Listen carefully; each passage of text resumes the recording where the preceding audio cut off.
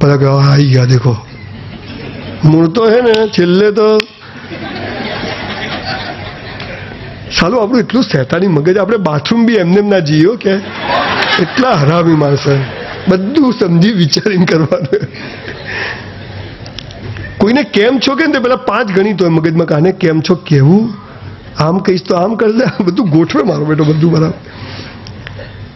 સાહેબ એક નાનકડી વાત કહીને ત્રીજા વિષય પર જો. અમેરિકામાં એક માણસે એના ઘર પાસેથી થોડો ખાડો કર્યો, ઘરકામ કરતો સોનું નીકળ્યું.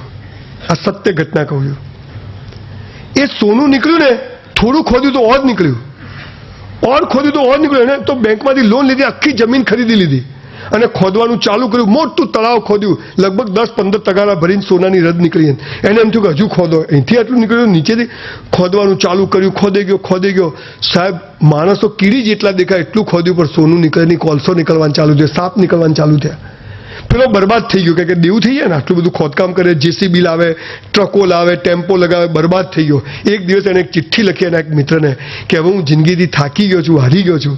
મારું દિલ કહેતું હતું કે અહીંથી સોનું નીકળશે, પણ હવે હું હિંમત હારી ગયો છું. એને શું લખ્યું કે મારું દિલ કહે છે કે અહીંથી સોનું નીકળશે, કે 140 ફૂટ ખોદ્યું પણ સોનું નીકળ્યું નહીં. એની વાઇફ પણ જતી રહી. અમેરિકામાં તો માલ જાય તો પત્ની બી જતી રહે. આપણા તો સારું છે કે રહે. લોચા થઈ જાય, એક મોડ મળ્યું, બીજું કદી લાવો. હવે લગાવવાનો કેસ થઈ જાય. પેલા એ ચિઠ્ઠી લખી એના મિત્રને ત્યાં પોસ્ટ કરીને માણસ જતો રહ્યો. સાહેબ આજ સુધી માણસ ક્યાં ગયો કોઈને ખબર નથી. એનો જે મિત્ર હતો ને એ બીજા દિવસે સવારે એની સાઇટ ઉપર ગયો જ્યાં બધા મજૂરો કામ કરતા. એમને કામ બંધ કરી, કોઈ પૈસા જ નતા મળતા. એને જોયું, એને ચિઠ્ઠી કાઢી કે સાલું મારો દોસ્તાર કહેતો હતો કે અહીંથી સોનું નીકળશે ને, એ તો હિંમત હારી ગયો. સાહેબ એને જેવું બીજા દિવસે સવારે એને નક્કી કર્યું કે હવે આ ખોદવાનું હું ચાલુ કરીશ. સાહેબ બીજા દિવસે જેવો એને પહેલો પાવડો જેસીબીનો માર્યો ને, ફટાક દિન સોનું નીકળવાનું ચાલુ થયું. આજ સુધી ત્યાંથી સોનું નીકળે છે. સાહેબ સમજ પડે? આ એના હાથમાં છે, આપણા હાથમાં નથી. આપણા હાથમાં શું છે? મહેનત, ઈમાનદારીથી, પ્રમાણિકતાથી, બીજું કશું નથી. મારા જીવનના એવા 15 થી 20 પ્રસંગો છે કે પૈસા માટે કદાચ મેં ખોટું કરી દીધું હોત તો મને પૈસા મળી ગયા હોત, પણ મેં ખોટું ન કર્યું. મેં કીધું જોવું ભગવાન શું કરે છે. અને સાહેબ ઈમાનદારી, જે પૈસા છોડ્યા એટલા જ પૈસા બીજી બાજુથી ઈમાનદારીથી ભગવાને ઘેર બેઠા આપી દીધા. બોલો કઈ ખોટું કરવાની જરૂર ખરી? કશું જ જરૂર નથી સાહેબ. એટલે આપણે સ્કૂલો ચલાવતા હોઈએ, કોલેજો ચલાવતા હોઈએ, બિઝનેસ ચલાવતા હોઈએ, હોટલો ચલાવતા હોઈએ, નોકરી કરતા હોઈએ, પણ જે કરીએ તે બેસ્ટ કરીએ. અને સમાજને મારું બેસ્ટ અર્પણ કરવાની વાત છે, એ જમા કરાવવાની. અને તમે જ્યારે જમા કરાવો છો ત્યારે ઈશ્વર તમારી 100 બંગલાની સ્કીમ કરાવે, એમાં કોઈ નવાઈ નથી. આ જાદુ છે. એટલે બીજી અવસ્થા કોના હાથમાં છે? એના હાથમાં છે, આપણા હાથમાં નથી. ત્રીજી અવસ્થા છે પ્રેમ થવો, લગ્ન થવા, જીવનસાથી. સૌથી મહત્વની અવસ્થા, જેના કારણે આ ભારતના 65 કરોડ યુવાનોનો દાવ થઈ ગયો છે. કે એક તો સ્કૂલમાં પેલું ભણાવે ભારત મારો દેશ છે, એટલે હાલું કે લગ્ન કરવા શ્રીલંકા જશું કે બાંગ્લાદેશ જશું. ઈશ્વરે ગીતા, કુરાન અને બાઇબલમાં એક વાક્ય લખ્યું છે કે હે મનુષ્ય, તારા જન્મ સમયે તારો જીવન સાથી મેં નક્કી કરીને રાખ્યો છે. કાઉન્સમાં ફાફા મારવા નહીં. એટલે એવું લખ્યું નથી હો. પણ તમને મા બાપ નક્કી કરવાનો અધિકાર છે?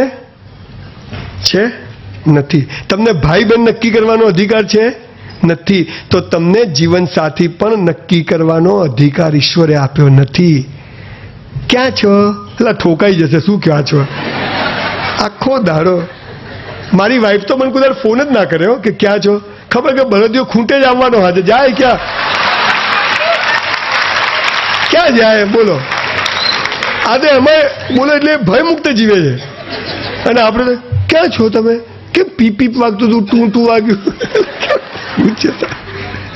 એટલે ઠોકાઈ જશે ભાઈ. પહેલા તો કેટલા ફોન કરતા હતા, હવે કરતા જ નહીં. એટલે માગવા વાળા કેટલા છે તું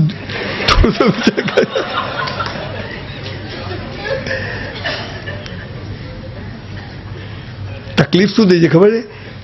અહીંયા દરેક નર્કની દુકાન ઉપર સ્વર્ગની તકતીઓ મારેલી છે. અહીંયા દુશ્મન બનાવવાની શરૂઆત મિત્ર બનાવવાથી થાય છે, અને અહીંયા ધૃણા કરવાની શરૂઆત પ્રેમ કરવાથી થાય છે, અને અહીંયા ગળું દબાવવાની શરૂઆત પગ દબાવવાથી થાય છે. સમજ પડે ને? એટલે લોચો તો રહેવાનો છે.